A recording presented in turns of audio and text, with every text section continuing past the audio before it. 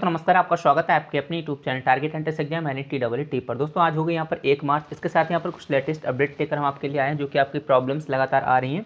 बाकी हम साथ हैं आपके पूरे बीएड के 2 साल के सफर में। क्लासेस यहाँ पर डेली लाइव चल रही हैं, आप क्लासेस करिएगा, उनसे अपनी तैयारी को और भी बेहतरीन बनाइएगा। ठीक है, बाकी संपूर्ण आपका प्रेस परीक्षा है, चाहे आपकी काउंसलिंग प्रक्रिया है, चाहे आपका स्कॉलरशिप प्रक्रिया, पूरी यहाँ पर आपको हम बारीकी से स्टेप बाय स्टेप बताते हैं, जो कि पिछले 2-3 सालों से हम बताते हुए आ रहे हैं। आज हम बात करेंगे जो है आपका कुछ जो आपने फॉर्म में गलतियां की उनके बारे में हम बात करेंगे। पिछले 12 वर्षों के यहाँ पर हल प्रश्न पत्र जो कि ऑलरेडी कई सारे छात्र ले चुके हैं, और जिन लोगों ने पिछले साल लिए थे उनको बहुत ही अच्छा रिजल्ट आया।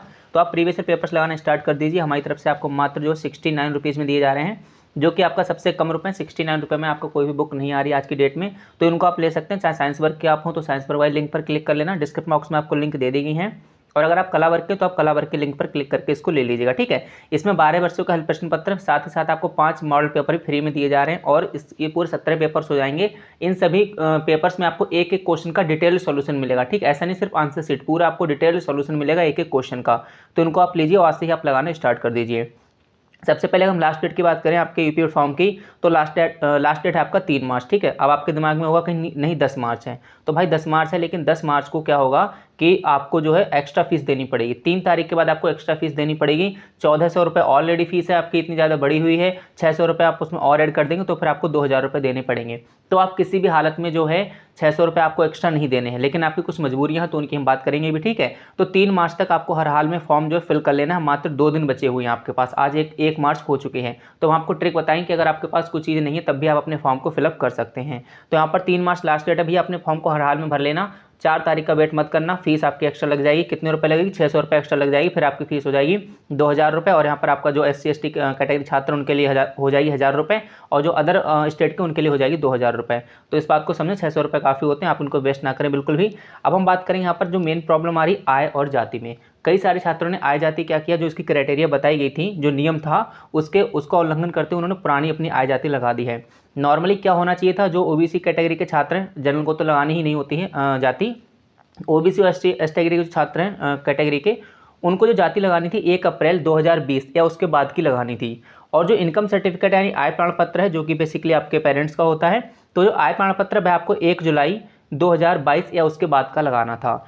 अगर आपने जाति प्रमाण पत्र 1 अप्रैल 2022 के बाद का लगाया तो ठीक है, या फिर आय प्रमाण पत्र 1 जुलाई 2022 का लगाया तो भी आपका ठीक है। लेकिन अगर आपने इससे पहले का लगा दिया है तो फिर क्या होगा, उस बारे में अभी हम बात करेंगे। तो ये क्राइटेरिया ही आपका जो कि आपको लगाने चाहिए थे।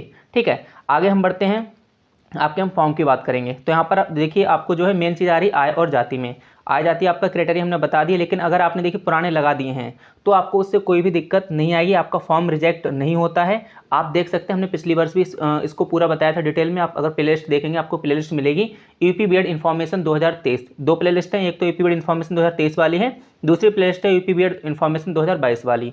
तो उसमें देखना करेक्शन वाली वीडियो हमने बनाई, उसमें बहुत सारे स्टूडेंट्स ने गलतियाँ की हैं, जो कि आपने भी नॉर्मल गलतियाँ की हैं। आपने क्या किया, उनको पुराना लगा दिया अपने आय और जाति को, तो इससे आपका फॉर्म रिजेक्ट नहीं होता। क्यों नहीं होता? क्योंकि आपका ये मात्र फॉर्म है, एप्लीकेशन फॉर्म है। जब आप एडमिशन लेने जाएंगे उस टाइम आपको नया आय प्रमाण पत्र और नया जाति प्रमाण पत्र चाहिए होगा। तो आपने फॉर्म में जैसा लगा दिया उससे कोई दिक्कत नहीं, लेकिन अब आप जो है अपना नया आय जाति बनवा लीजिएगा सुकून से। और जैसे ही आपकी भी काउंसलिंग प्रक्रिया होगी उसके दौरान जब आपका डॉक्यूमेंट वेरिफिकेशन होगा तब आपके पास न्यू वाले डॉक्यूमेंट्स आप लोग लेकर जाइएगा।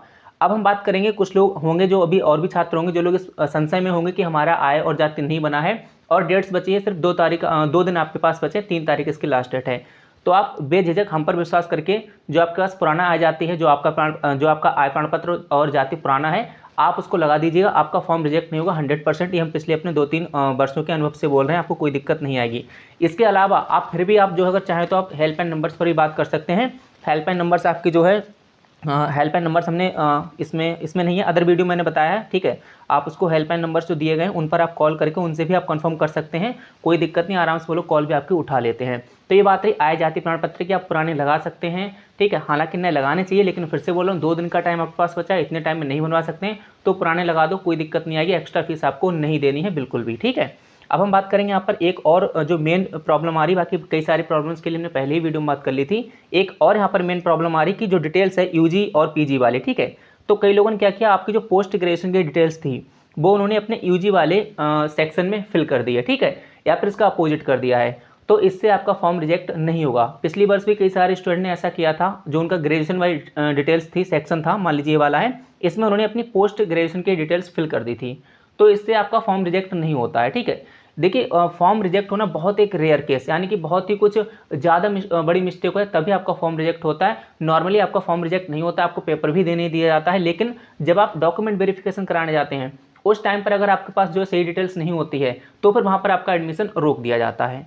तो इस तरीके से अगर आपने यहाँ पर कोई मिस्टेक कर दी है फॉर्म में तो इतना बड़ा कोई इशू नहीं है, फॉर्म रिजेक्ट नहीं होता। बाकी आपका जैसे ही फॉर्म करेक्शन डेट आती है 10 तारीख के बाद आपका करेक्शन हो जाएगा, 10 से 14 मार्च के बीच आप करेक्शन कर पाएंगे, तब हम आपको पूरा फॉर्म दिखाएंगे किस तरीके से आप करेक्शन कर सकते हैं, पूरा स्टेप बाय स्टेप आपको बताएंगे। इसके लिए आप बस अपने चैनल से जुड़े रहिएगा, अपने और भी साथियों को अपने चैनल से जोड़िएगा।